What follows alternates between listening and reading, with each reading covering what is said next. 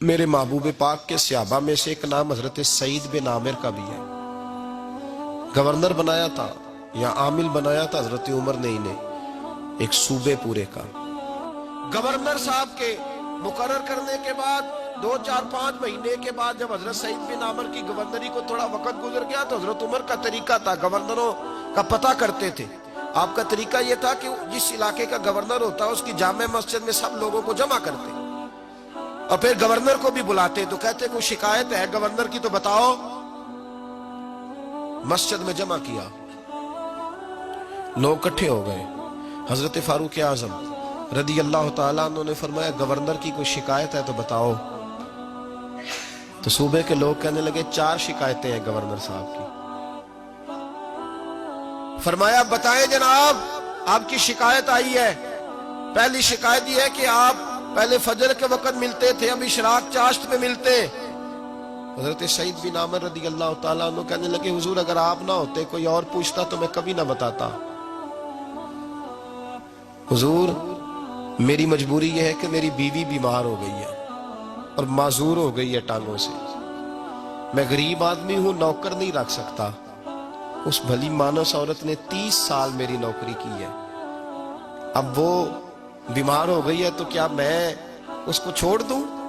میں سویرے اٹھ کے اپنے گھر میں جھاڑو دیتا ہوں، برتن دھوتا ہوں، آٹا گوندتا ہوں، روٹی پکاتا ہوں اور اپنی باوفا بیوی کے منہ میں لقمے ڈالتا ہوں.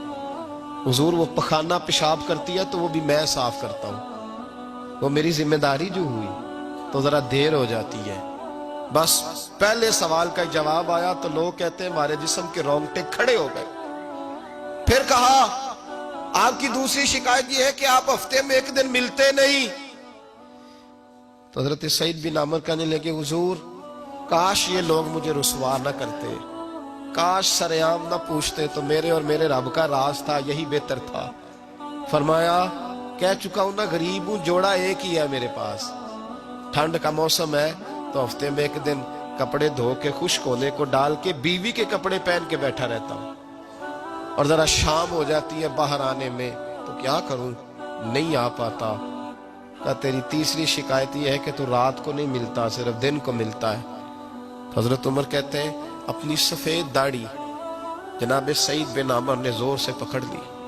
کہنے لگے عمر یار ادھر دیکھنا ہے کوئی بال کالا، سفید نہیں ہو گئے سارے؟ اس کا مطلب ہے پھل پک گیا، پتہ نہیں مالک کب بلا لے. گناہوں کی لسٹ بڑی لمبی ہے، سارا دن مصلے پہ بیٹھ کے مالک کو مناتا رہتا ہوں. اس کو کہتا ہوں یہاں پردے رکھے ہیں تو وہاں بھی میرے پردے رکھنا.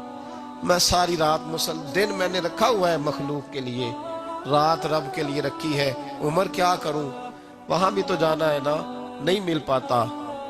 حضرت عمر کی آنکھیں آنسوؤں سے بھر گئیں. فرمایا چل چوتھی بات بتا. کبھی کبھی بے ہوش کیوں ہو جاتا ہے روتے روتے؟ تو پھر رونے لگے.